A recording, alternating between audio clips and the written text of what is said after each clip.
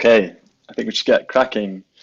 So hey, again, everyone, my name's Ed. I'm running the workshop this afternoon, and today's focus is on executing on your ideas, and in particular, thinking about MVPs and a few different types of MVPs or minimum viable product, and also your routes to market. So I'm sure many of you, if not all of you, have applied to the Mayor's Entrepreneur Award for last weekend's deadline. Super excited that you've all applied. And then today is basically about the next step in that process, actually turning your ideas into something concrete that you can then take out and run tests with your customers. So most of you know me by now and will have seen this slide a number of times. My name's Ed. My background is in startups, entrepreneurship, education, and operations in private sector, public, non-profit. And some of the stuff I've done in the past is help set up an education and social enterprise based in Bogota in Colombia, which is now working with thousands of young people across the country and scaling up quickly. And I used to run the Startup Accelerator at King's College London, where I coached and mentored about 65 different early stage startups over the last 3 years. And then now I'm the UK country manager at a very exciting edtech startup where we teach kids and young people how to build cool stuff using technology, AI, robotics, video game design, stuff like that. So for those of you who have been through this whole process, this is workshop 4 of 4. So far, we've covered customer discovery. So really understanding your customer, their needs, and how to build solutions for them. We've also looked at value propositions, so how you interpret the results of your customer discovery section and build a framework for your product, the product specifications, what you need to build, and importantly, what benefits you are looking to return to your customers. But today, we're going to be covering in very quick fire speed a whole bunch of different content. First of all, MVPs. So MVP stands for minimum viable product. They are the quickest way you can make your idea into something concrete, allowing you to test that idea with your customers. We're going to trial out 3 different types of MVP. The first, front-end app design, and we're going to look at how to build a clickable prototype. The second, a landing page, so like a prototype of your website. And then third, producing a promo video. Then at the end, if time, we're going to talk about how you actually build a community of engaged potential customers, and then some of the steps that I'd recommend you guys to take when launching a product. It's going to be a very quick fire session. Usually I try and kind of pause for questions and kind of check in on the chat to see what questions are coming up. And today is no different. So if you do have questions, do feel free to drop those into the chat, and I'll pause every so often to make sure all of those questions are covered. But we're going to be moving fast, and you've all got the slides in the chat channel. So if there's anything that you've missed, do feel free to follow the slides. But a lot of this is kind of demoing tools to you for you to go and take on and dig into yourselves in your own time. So I wanted to kind of frame the stage that we've got to. So customer discovery and customer validation are the first 2 steps of building a successful startup. So discovering who your customers are and what their needs are, and then basically validating that your idea or your solution is what they're looking for. And so these first 2 stages is still where we are now when we're talking about MVPs. But the stages 3 and 4 are about customer. And that is basically how you go from having an MVP to actually launching a whole product. So hopefully by the end of this session, we'll have covered at least part of the first 3 of those steps.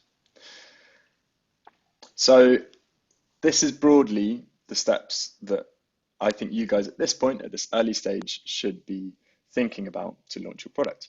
So number one, to turn your idea into something tangible and build, test, and refine your idea through an MVP or minimum viable product.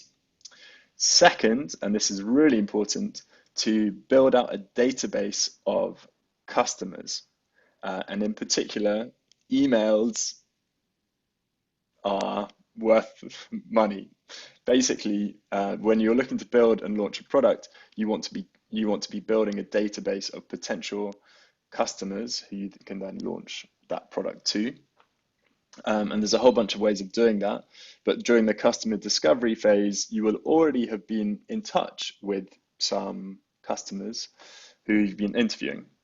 You can begin to incorporate those into an email database, which you can use as your product testers and your potential customers in the future. But this is a super, super important step in building your engaged customer community. Third, to take that on to the next stage and create a pre-product community of value for your customers. So you have a concept, you have an MVP, you have some customer emails, and how do you start creating value for those customers even before your product's even launched? So if you're looking to build some kind of social media platform, why try and build, a fully fledged Facebook competitor when actually you can start testing out your idea or even, engaging with your customer and getting their feedback using a Slack group or a Discord channel or a WhatsApp group. If you've collected, a few hundred emails of your customers, why not keep them engaged and start creating brand association and trust in them as your potential customers by sending out monthly newsletters relating to your product. So that is a way of building up your community of followers and community of potential customers before your product's even launched. And then the fourth stage, the obvious one, is to launch your product to the captive audience that the last three stages have helped you to develop. And with that in mind, I've actually put together a very, very basic template spreadsheet, which you guys are very welcome to use. You can just click on that link. And this is basically somewhere where you can just be dumping all of your contact in. So super simple, as I said, first name, last name, their organization, their job title, email, then contact type. So I've put in a few different types of contact of people that you might be engaged with, and then status. So have you contacted them, first contact, etc. And this is basically the beginnings of what's called a CRM or customer relationship management system. But the point of this is start storing those emails of your potential users somewhere because they will come in handy. Okay, so what is an MVP? And an MVP, I would argue, is something that is somewhat misunderstood. And I like using this analogy to bring it to life. So an MVP is basically the fastest, cheapest, simplest way to create something that is analogous to your product that you can use to test with your customers. So the first example at the top of this page is if I want to go from point A to point B in a vehicle, and I think, okay, I'm going to make a car. I start with a wheel and then build a chassis and then the body of the car, and then finally I have a car. The problem with that is that I can only test whether that car fulfills the objective of getting from A to B at stage 4, after which point I've spent hundreds of thousands, if not millions, on research and development, and that testing process is way too far down the line. And this is why the MVP is such an important way of kind of radically rethinking how you can quickly test and learn about your product concepts. So the example below is, again, I want to get from point A to point B, but let's try with a skateboard, which I can buy off Gumtree for 20 quid and then, add some handlebars to it, turn it into a bike, and then test it with a motorbike, and then finally have my car. So it is this kind of bringing to life this idea of iterative and very fast improvements to your product idea, with testing at the heart of every stage. And the example that I love about MVPs is Dropbox. So I'm sure many of you have used Dropbox. Super simple tool. And basically, the founders realized that it was crazy that we either had to have kind of local area networks or portable hard drives to store anything. And they thought, well, we should store all of our files in the cloud. But building this required investment, a big tech team, quite complex technology. So they wanted to prove that there was really high demand for this concept. So they were actually pitching to join Y Combinator, which is probably the best established startup accelerator in the world. That's given rise to lots of the startups that we all come across each day. But they, instead of pitching a product, they made a very simple animated promo video of Dropbox explaining how it worked, and they pushed it out. They shilled it through Reddit, through Twitter, and basically they got 100,000 people signed up to use Dropbox long before Dropbox existed. So when they pitched the Y Combinator, they didn't pitch, a fully fledged product. They said, well, people are biting our arms off for this product. There's 100,000 people on our waiting list. So that's a great way of thinking about the importance of MVPs.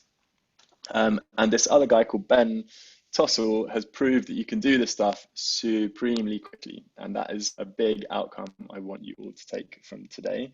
He built 10 MVPs in 24 hours. He's this kind of hacker hipster guy who just wanted to prove a point, basically. So he says, excuses are bullshit. I did this with no coding, on a budget, and quickly. And he built augmented reality service for personal and commercial use, a marketplace for artwork, a framework to value crypto assets, a virtual accelerator to help startups launch. Anyway, it's a very cool story, but the point being, you can build products much quicker than you probably anticipate. And at the heart of these MVPs is basically getting into the head of your customer. That's about discovering and validating a problem and figuring out whether your proposed solution that you think is going to work is actually going to work. So some of the questions you're asking yourself at this stage: is your problem big enough? Do your customers care enough about what you're proposing? Is the problem real and significant enough? How many people does it affect? Is it something that people would pay for? These are the kind of questions you should be asking around your MVP. And a great place to start with your product design is to get inspiration from products that already exist. So some of you will have come across some of these websites I'm about to share, but basically when you're building a product, there will be innumerable other people who have most likely done something or tried to do something similar to you. So you should check out what is already out there, what competitors out there, and basically learn from them. Look at 3 to 5 of these companies and write down some of the things you like about each one, and also the stuff that you don't like that you could potentially improve on. Great place to look for competitors is Product Hunt, which is basically a network for product designers and hackers to share new products that they're working on. BetaList does something similar. It is a whole database of new and emerging products and startups that you can check out to get inspiration from. And then Republic is a crowdfunding platform, and you can just check out some of the startups that might be in your space or doing something similar to you that you can get inspiration from. Okay, so at this point, I'm just going to pause to see if there's any questions coming in. Okay, is a session recorded? Yes. And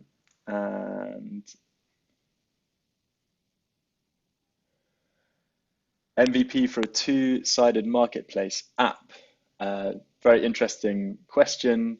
A friend of mine created a marketplace for creatives where he wanted to connect companies looking for particularly video designers in a way that was very hard to achieve at the moment. And so what he did was actually put together basically a phone book list of 100 video producers. And his proposition was that he could find an expert filmmaker in less than half an hour for your company. And he basically would just do like a WhatsApp group and would send out jobs through a WhatsApp group. So you could even build like a two-sided marketplace using SMS, using WhatsApp. There's all sorts of different ways of doing it.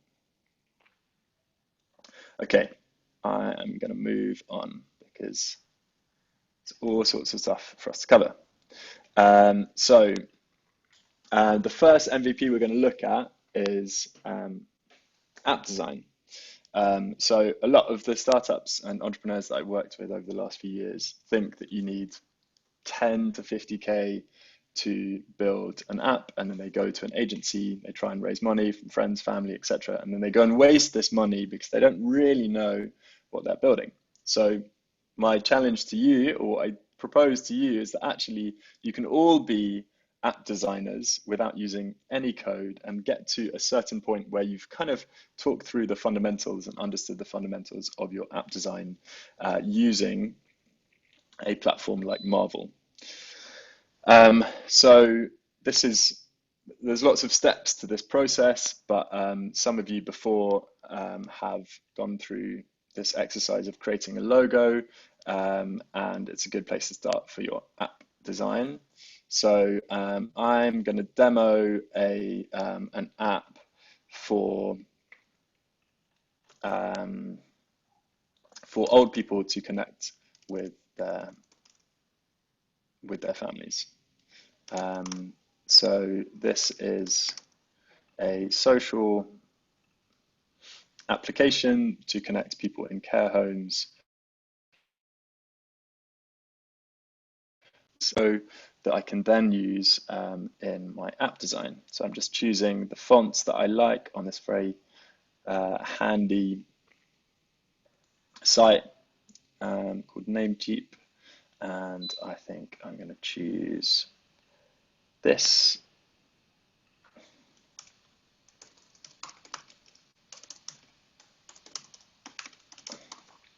My slogan, connecting loved ones fast. Kind of doing this on the fly here, but let's see what happens.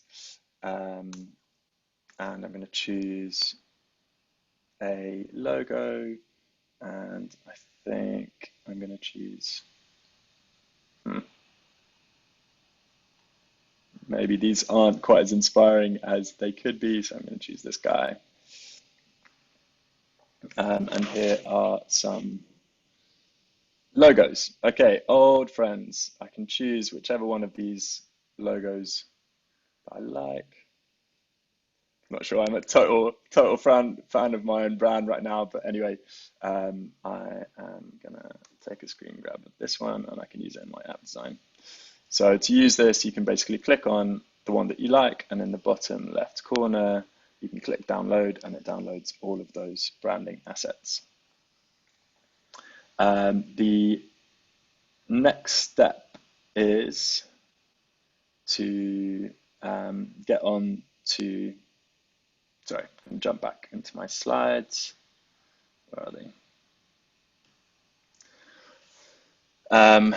To think about the goals of your application. So the best apps are kind of goal orientated. They are taking users through a particular process to get to an outcome that is valuable to them. So a great way to do this is to basically draft out what is called the app flow. So all of the apps that we use each day are based around an app flow, which is basically the UX or user experience that you go through on the application.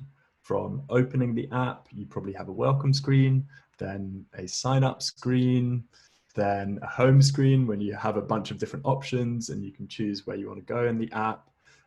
So the best place to start is to just with pen or a Sharpie, draw out 8 boxes, roughly in the shape of a mobile phone screen. And under each box, you kind of write what happens in that box, and you can kind of write in some of the designs, and it basically helps, it kind of prompts you to think about what the app flow looks like. So here is a very simple example of what an app flow looks like. So this is very, very shoddy, simple line drawings. Then another good thing to do at this point is, again, to get inspiration. Open up your phone, look at your favorite applications, take screenshots, and use these as examples. I've also included a couple of websites here, Mobile Patterns and really good ux.io, where you can just get more inspiration for your app design. And here's one that I like from an app that I use called Calm, which is about meditation. So here are some screen grabs of, the different screens that they take me through on that app flow. So moving super quickly because as I said, we're short on time. So by this point, you should have mapped out your app flow, 8 or 10 screens that you want to take your users through. You want to have got some inspiration from some of your favorite apps or some of those kind of competitor apps that you might be looking at to see how they are taking users through the user experience of the application.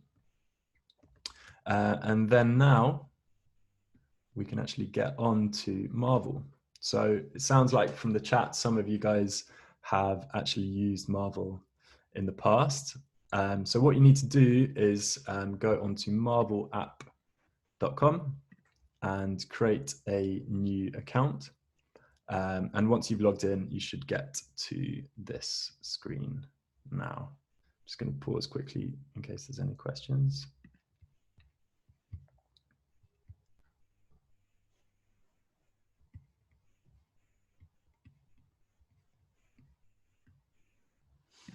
It's great to see that you guys are kind of helping each other out with suggestions on the chat. Love that.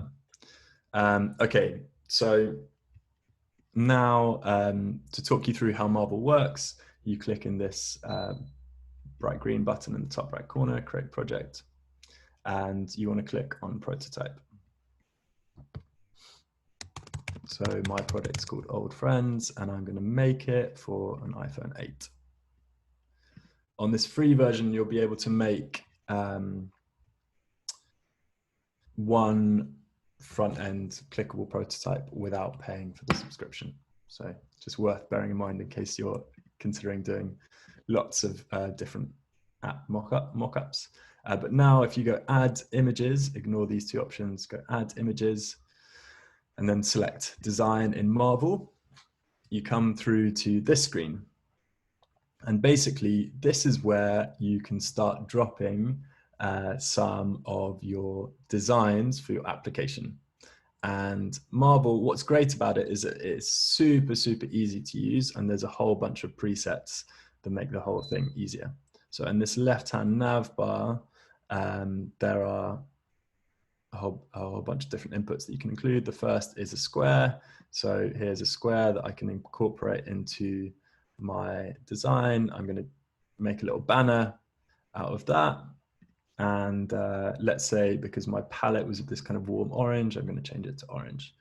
On the right-hand side, you can see there's a whole bunch of different editing tools here: size, position, rotation, opacity. Sorry, Ed, your screen's frozen. Oh, okay. Okay, let me try this again. Thank you. Thanks for letting me know. Okay, how about now?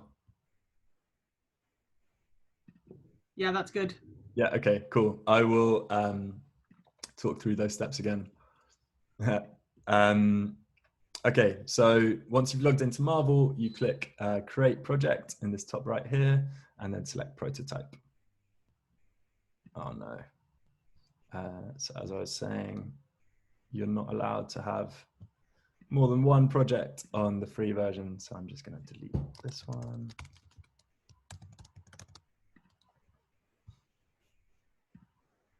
So now create project, old friends, and I'm going to make it for iPhone 8, and then I click create project.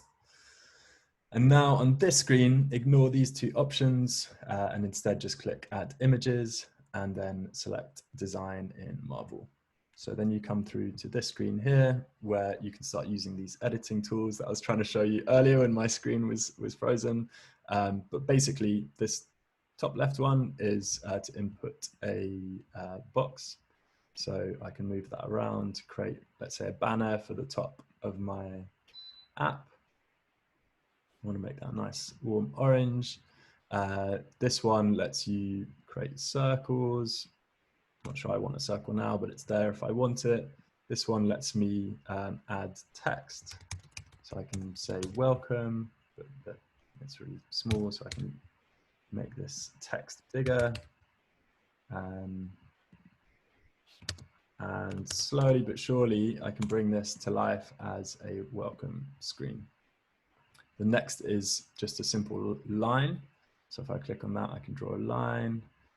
Again, change the color, length, thickness, all of the classic kind of editing tools. And then the really useful stuff here is, first of all, they have an integration with Unsplash, and Unsplash is basically a repository of stock images. So I can actually look through here, and because I want to be supporting those kind of more senior citizens in society, I can find a nice photo like this one, and I can actually put that at the back of my screen. So again, kind of bringing it to life with some nice imagery, and also they have icons. So this is super helpful if, for example, if I wanted to do like a exit screen and put that in the top corner, they have all sorts of different icons that are preset for you to use. And this is what makes it such a great prototyping tool, because it is all there ready for you to use super quickly.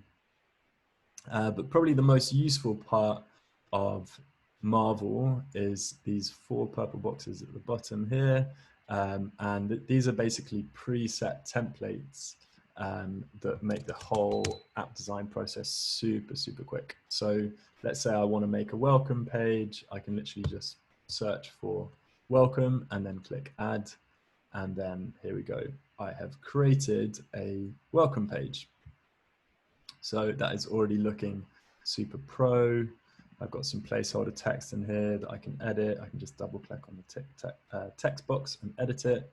And now at this point, hopefully, I can go to my desktop and get that screen grab of my logo that I just created.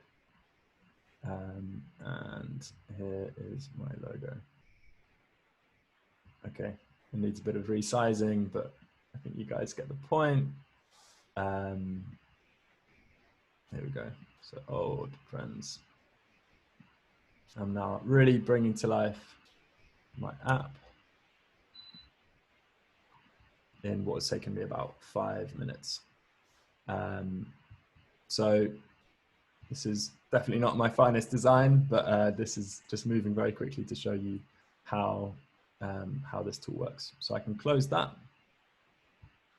And what's, again, really nice about Marvel is you can click in the top left corner of one of your prototype screens like that and click copy, and then it starts pasting out the same framework design, which you can then go and edit. So if you want to keep a consistent border, frame, design, look and feel across all of your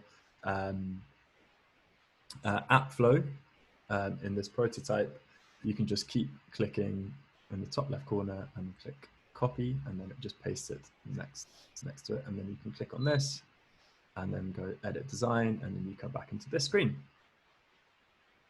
And then you can, let's say we want to turn this into a different screen, which does something different. Let's see. we could put in a sign in page. So I've just searched sign in, and as you can see, it's got a preset sign in page. Or there's all sorts of different presets. So there's a home screen here that I can add in, and this is kind of based on, you know, the iPhone 8 home screen with all my applications. Anyway, you can basically prototype super quickly using all of these presets. So let's say I want to make a sign-in page. I'm going to keep it like that for now. For the sake of time, I can close that. And the next step is to actually start prototyping. So that is what MVP is all about. So this button here, I can click on that, and it loads up this image. And this is where I can add hotspots to the design. And a hotspot is essentially dragging a box over a part of the screen that will act as if it was a real button with code behind it on a real application. So you can just click on a part of the screen, click and drag, and then you are hotspotting this sign in button. Done. Then once you've made a hotspot, you can then click on the next screen on your app flow that you want it to link it to. So I can just simply click in the bottom of the screen here that it links to there, and then click close. Awesome. Made a hotspot. That was very simple. And then again, I can do the same with my next screen, and I could hotspot the sign in button. And let's say I designed another whole host of different screens. I could click those through and start creating this clickable prototype. Because what happens is when I go back to this home screen, let's say I've got 15 screens done, you know, and I've spent an evening creating this prototype, I can click play and it launches it in here. And so here's my not so beautiful design, and I can click on the sign in button and it basically operates like a real button on an app.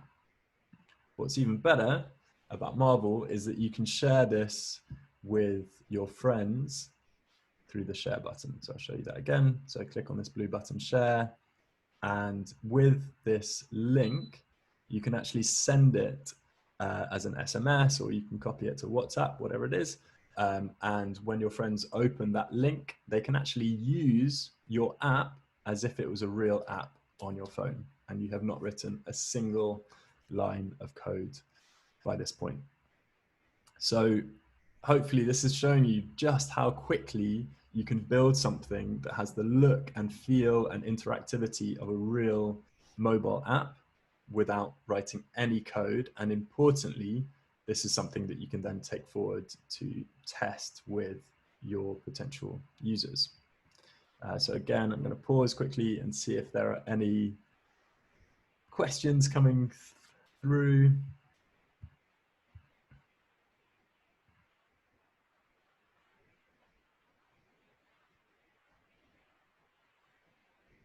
Okay, it's mainly about my frozen screen, so hopefully that issue is now sorted. So we're going to move on. So the next thing we're going to do is think about, let's say you have created a very snazzy front-end clickable prototype in Marvel. You can then share this with your user base that you've been nurturing and developing and saving the emails of in that database, and start getting their feedback. And here are some of the questions that you could be asking them. So these are just a suggestion. There's a whole bunch of other questions that you could be asking, but these are, in your own words, what do you think you can do on this app? So basically, how would they describe what this app, and how closely does that align with what you thought you had designed? In your own words, describe what this company offers. So how well, basically, do they understand your value proposition through your application? Describe how you might benefit from using this app, how it helps its target audience, and where do you think, what do you think is problematic about this? That's a typo. excuse me. And then some more questions. And this is where you're actually kind of assessing how they are using your application. So at what points did they get confused? At what points were they looking for a button or for a new screen that they're not able to find? How well was it designed for you? If you had a magic wand, how could you improve this app? What did you like about the app? And how likely are you to recommend this app to a friend or colleague? That last data point is really interesting because you can include data like that in potential pitches. So if you test your front end app mock-up prototype with 50 people and 95% of those said they would recommend it to a friend or colleague, you're probably onto a winner, right? So it's another opportunity to get some really valuable data. So at this point, let's say, you've spent an hour, 2 hours building your app mock-up. You should go out and get some feedback. And here, this is actually from a previous workshop. I said, go out and speak to 2 people, but really you want to be testing this with 20 people or more. Talk them through the context. Imagine you are looking for this particular service, talk them through the app journey and basically capture their feedback on how effectively your app achieves its goal.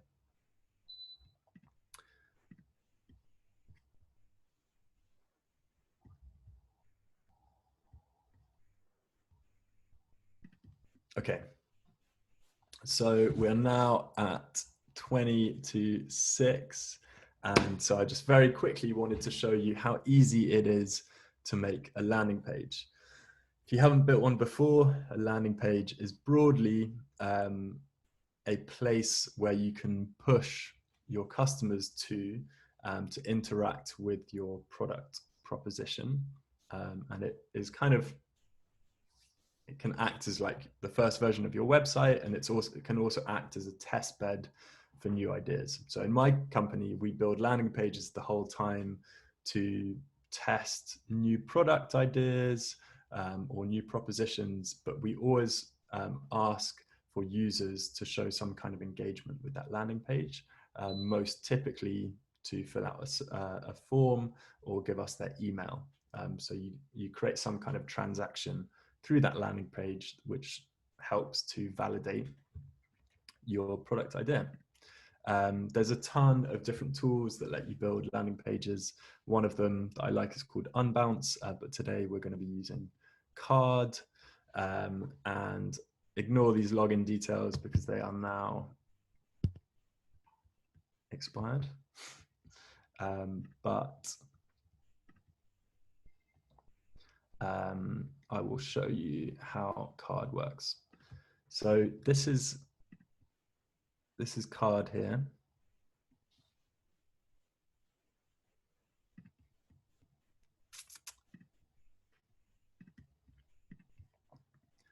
Basically, you go to carrd.co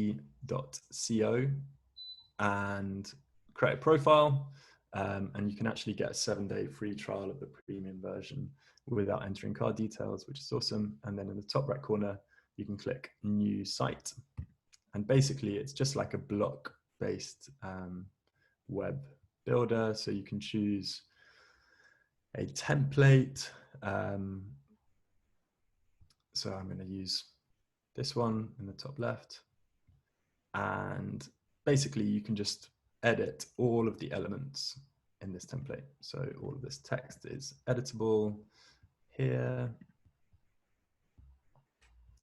And you can also add in blocks. So if I scroll to the bottom, and it's already got a get in touch box here, but let's say I delete that. I can click in this plus button and it says add element, and I can add a form. So this means that when visitors come to the website, I can actually capture who they are and their email address and start building that contact database that I mentioned at the beginning of this session. There's a whole bunch of different elements that you can add: text, image, video, audio, a gallery of photos from your project, all sorts of different widgets, links. But you can just play around with this and actually build quite a professional looking landing page very quickly using this tool. And it is basically a process of adding elements with this plus button. Then you can edit each element if you click within what's called the container, which is this box here. You can see the word container pop up. If you click on that, you can actually go in here and edit things like the width, padding, margins, color, etc. So again, there's a whole bunch of different design tools. And then once you're done with this, it's very simple to actually publish your real landing page out into the real world. So you just go to the top right, this hamburger menu, and then the drop down, you select publish. I'm going to call it old friends again.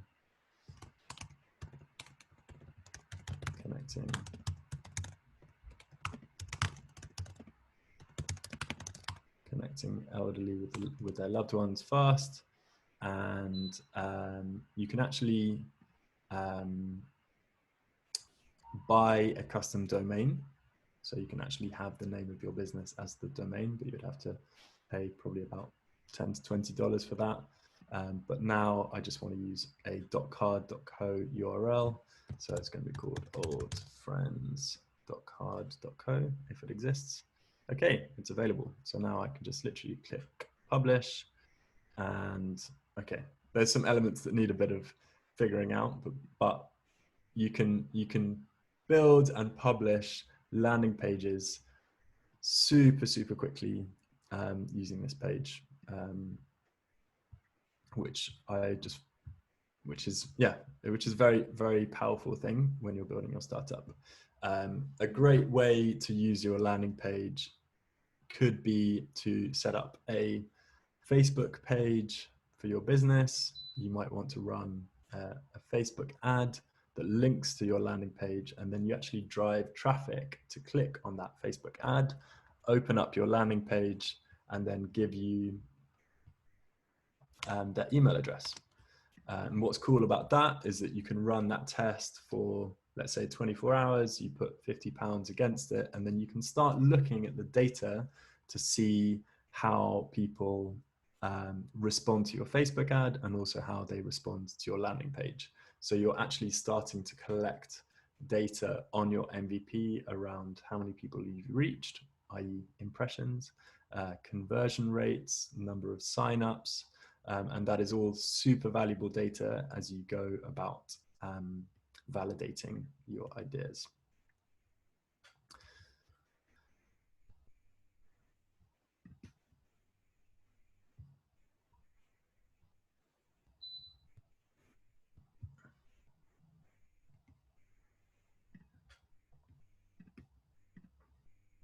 Okay, I'm going to go back to my slides. So the last section on this card demo that I wanted to share was about how you capture emails. So as I demonstrated, there's already this kind of existing element, which is a form, but you can make really powerful forms, sign up forms using Typeform. So if you haven't used it before, here is the URL, typeform.com, and you can build really powerful forms to capture your customer details, and then you can actually embed that into the website itself. Okay, wow, moving quickly. We've got just under 15 minutes left now.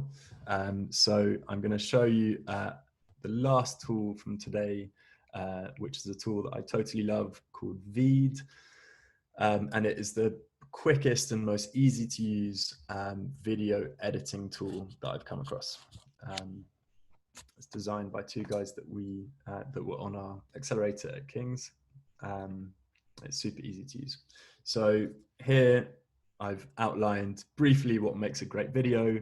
Tell a story, make it relevant, be valuable, use emotion, but think most of all about impact. Often promo videos just go on for too long, and in this day and age, our attention spans are terrible. So in these early stages, I would recommend making your promo video no more than 60 seconds.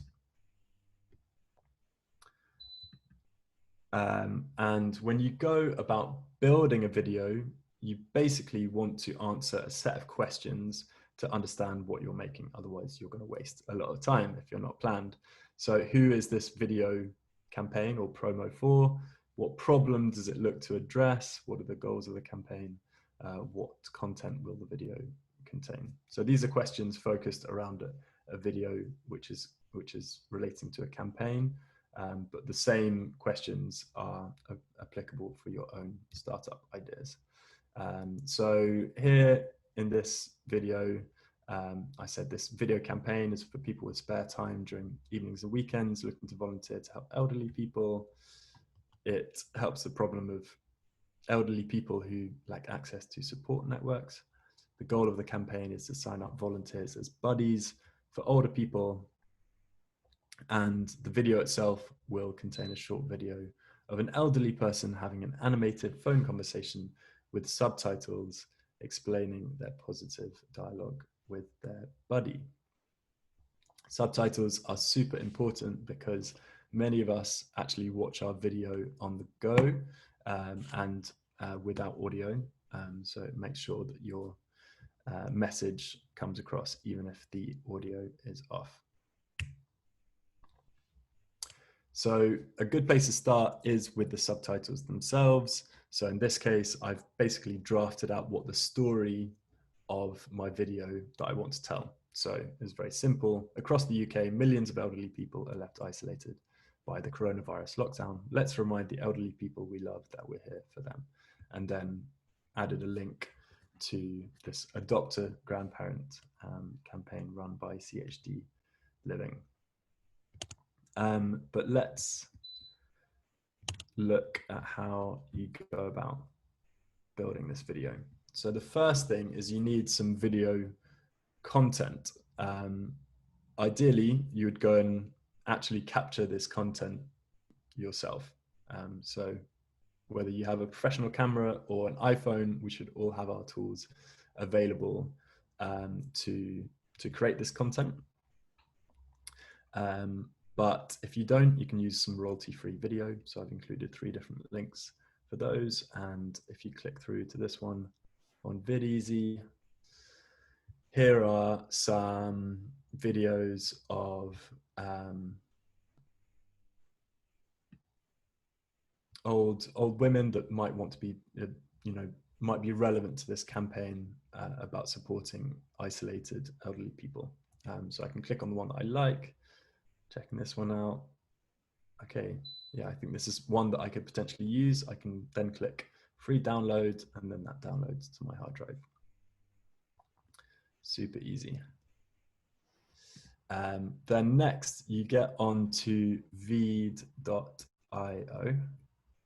So you guys could actually open up Veed now on your browsers, and as I'm talking, kind of start experimenting with it. So very, very easy to use platform. So this is the home page here. You can sign up.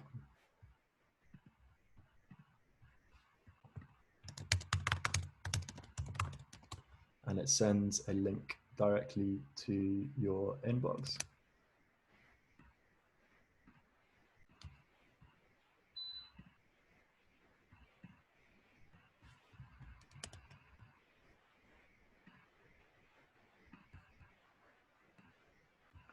Okay, so now this is me logged into Veed, and I can click on new project, and I can upload that video that I just downloaded, if I can remember what it's called.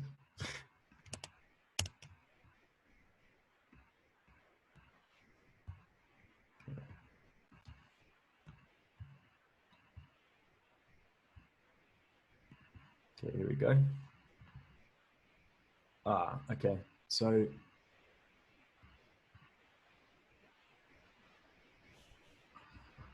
I need to have a premium account to upload a video of that size, but that shouldn't worry because I've actually asked them to provide you guys with a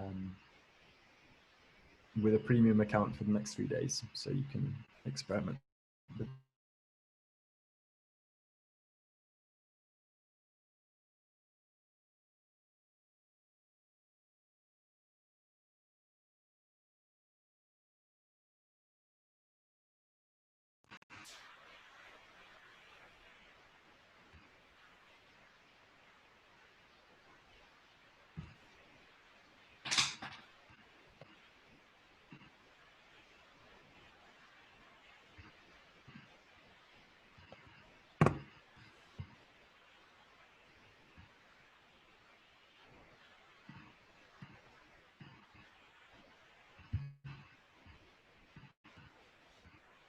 Hey everyone, sorry, my Zoom just crashed, but I'm back.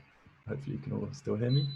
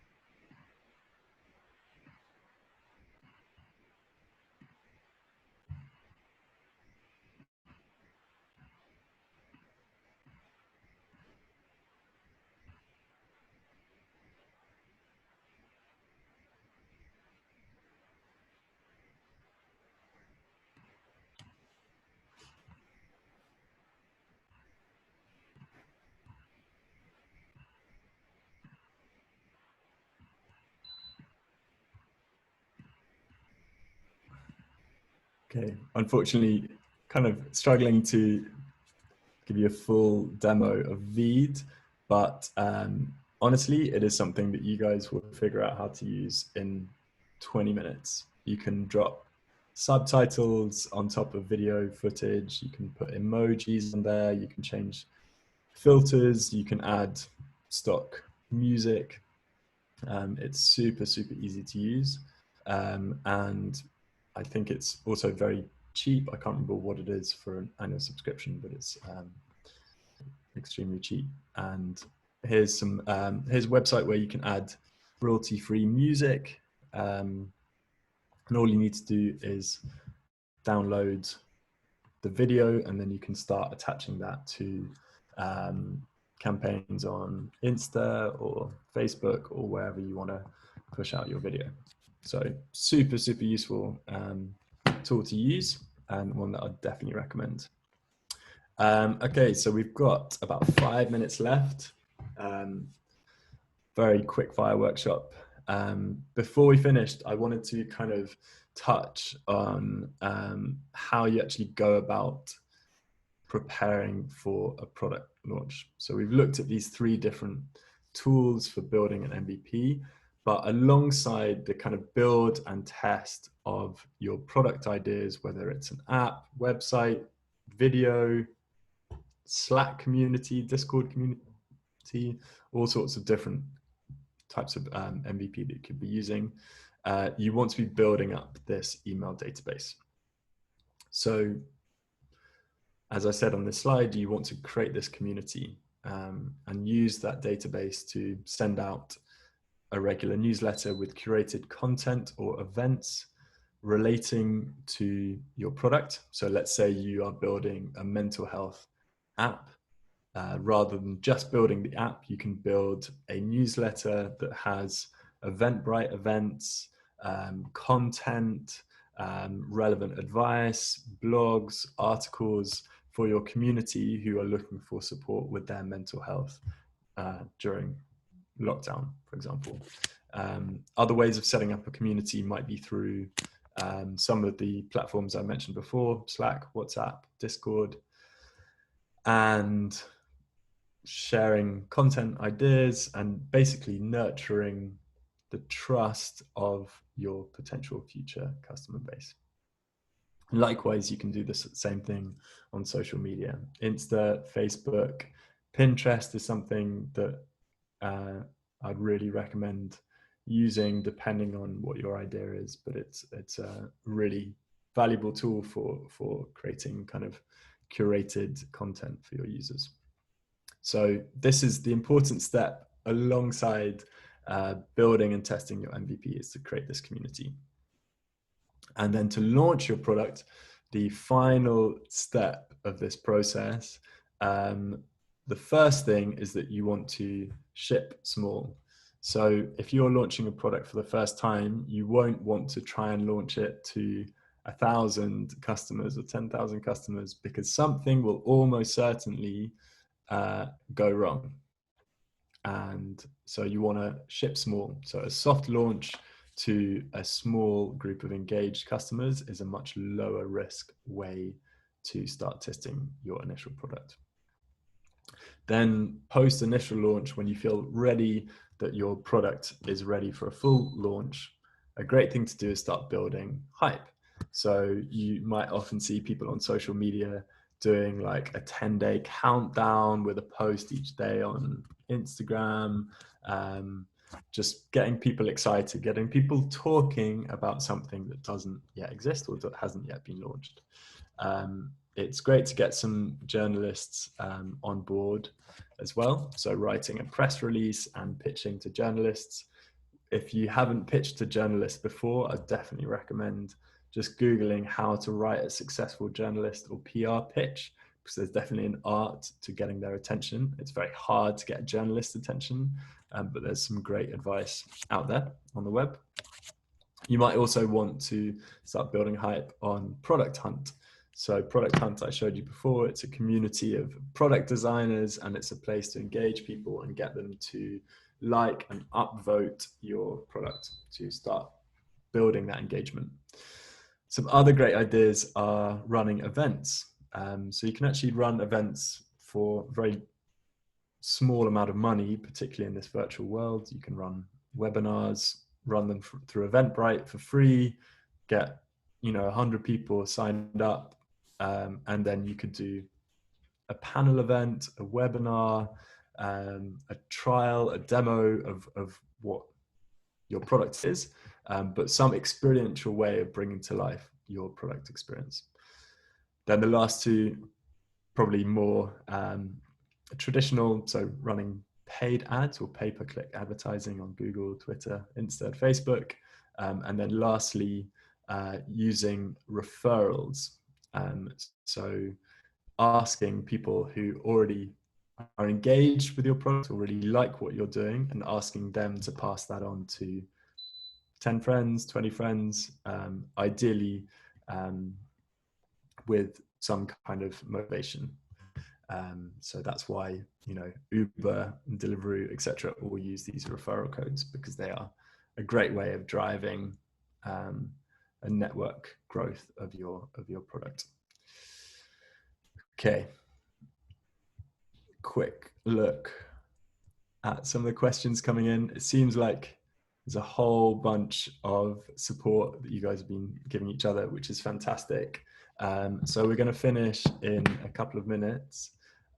So now is your chance. If you have any questions about what we've covered, we've gone through a huge amount of stuff in a very short amount of time, with a couple of technical issues as well. So thanks for your patience.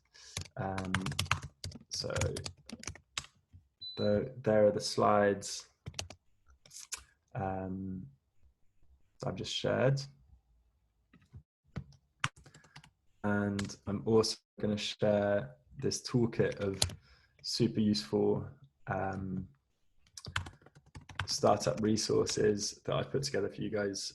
That's everything from like how to build product to tools for prototyping, to branding, marketing, operations, financial modeling, all sorts of stuff.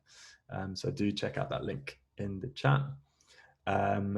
I've had a question here about what stage should we start approaching app developers? Really, really important question. Basically, you should understand, you should approach app developers when you really understand what you're looking to build.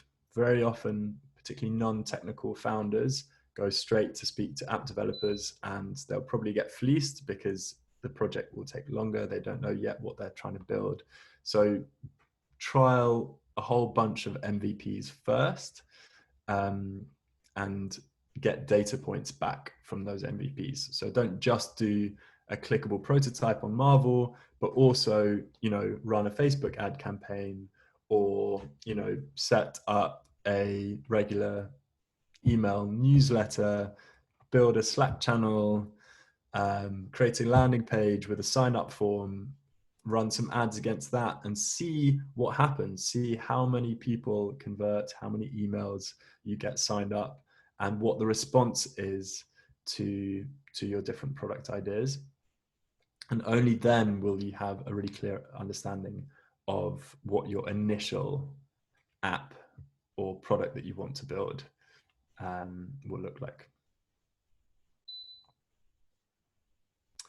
Someone else has asked about at what point do you patent or copyright? Very good question. I think a lot of ideas are actually very hard to get patents against it. You have to have very kind of protectable intellectual property, which has involved, you know, a degree of innovation or R&D and done something that doesn't exist yet in the space. So if you are working on something that is kind of deep tech or very kind of R&D heavy, then it's worth looking into. But that would be a question for a patent attorney, and be prepared to spend £5,000 to £10,000 on a patent application.